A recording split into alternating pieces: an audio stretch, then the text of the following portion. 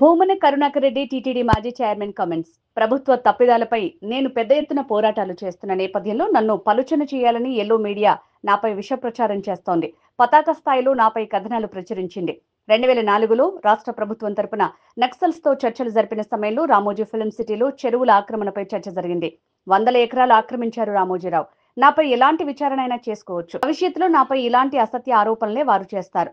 నన్ను బద్నాం చేస్తాయని తెలిసినా ఎక్కడా వెనకడుగు వేసేవాణ్ణి కాదు. నేను రాజకీయాల్లోకి వచ్చినప్పుడే నేను చంపబడతాను తప్ప నేను చావను అని ధైర్యంగా వచ్చిన వాడిని. కోహినూరు హోటల్లో రాసలీలలు చేసే నేత నాపై విచారణ అంటే ఆశ్చర్యం వేసింది.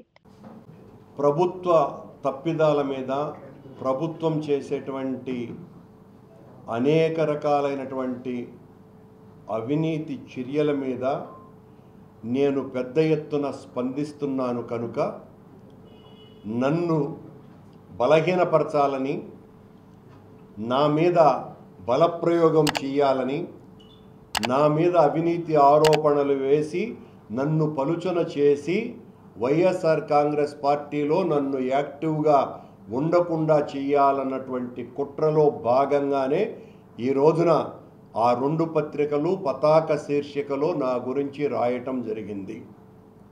ఇలాంటి ఉడత బెదిరింపులకు బెదిరేవాణ్ణి నేను కాదు.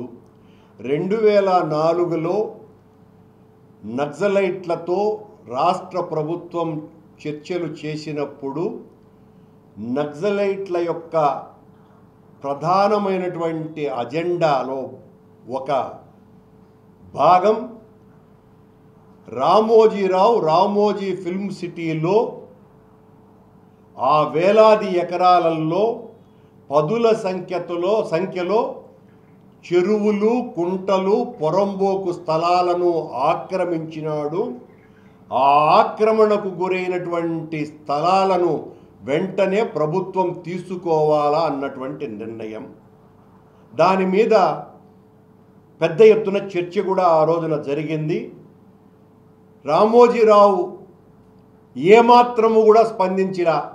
వందలాది ఎకరాలను ఆక్రమించినటువంటి రామోజీరావు ఈ రోజున వాళ్ళ కొడుకు కిరణ్ సారథ్యంలో నడుస్తున్నటువంటి ఈనాడు పత్రిక నేను ఒక పెద్ద భూ కబ్జాదారుడుగా చిత్రీకరించి నన్ను బలహీనపరచాలని అంటే నేను భయపడేవాడిని కాదని, నా మీద ఏ విచారణైనా చేయించుకోవచ్చును, నేను ఎక్కడా కూడా భూముల్ని ఆక్రమించలేదు, అలా పొరంబోకు భూములు ఉంటే ఆనందంగా తీసుకోవచ్చును అన్నటువంటి విషయాన్ని ప్రకటిస్తున్నా.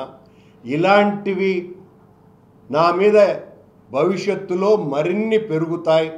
నన్ను ఒక నేరస్తుడుగా, నన్ను ఒక హంతకుడిగా, నన్ను ఒక నీచుడిగా, అవినీతిపరుడుగా అనేక ముద్రలు వేసి ఈ 4 ఏళ్ళు ఖచ్చితంగా ప్రతిరోజు నా మీద పేపర్లలో రాస్తాయి అన్నటువంటి విషయం చంద్రబాబు గారిని కూటమిని మోసేటువంటి పత్రికలు, ప్రసార మాధ్యమాలు నన్ను ఆ రకంగా బదనాం చేయటానికి ప్రయత్నం చేస్తాయన్నటువంటి విషయం తెలిసే నేను మరింతగా ఈ ప్రభుత్వం చేసేటువంటి తప్పిదాల మీద పోరాటం, ఉద్యమాలు చేస్తూనే ఉంటాను. నేను రాజకీయాలలోకి వచ్చినప్పుడే నేను చంపబడతానే తప్ప చావను అనేటువంటి నిర్ణయంతో, ఆ లక్ష్యంతో రాజకీయాలలోకి వచ్చిన కనుక ఇలాంటి వాటిల్ని చూసి భయపడిపోయేటువంటి పిరికి వాడిని నేను కాదు అన్నటువంటి విషయాన్ని స్పష్టం చేస్తున్నా. ఎలాంటి నిర్ణయమైనా ఏమైనా చేసుకోండి. కోహినూర్, హైదరాబాదులో ఉన్నటువంటి కోహినూర్ ఆ 5 స్టార్ హోటల్లో రాసలీలలు చేసి ప్రభుత్వ భూములు కబ్జాలు చేయాలనుకునేటువంటి ఓ పెద్ద నేత నా మీద విచారణకు ఆదేశించినారు అని అంటే అక్కడే నాకు చాలా ఆశ్చర్యంగా కూడా అనిపిస్తోంది. ఇలాంటి వాటిని చూసి కరుణాకర్ రెడ్డి బెదిరిపోయి లొంగిపోతాడేమో, భయపడిపోతాడేమో అని అనుకుంటే అది చచ్చిన జరగని పని. ఏమైనా చేసుకోండి.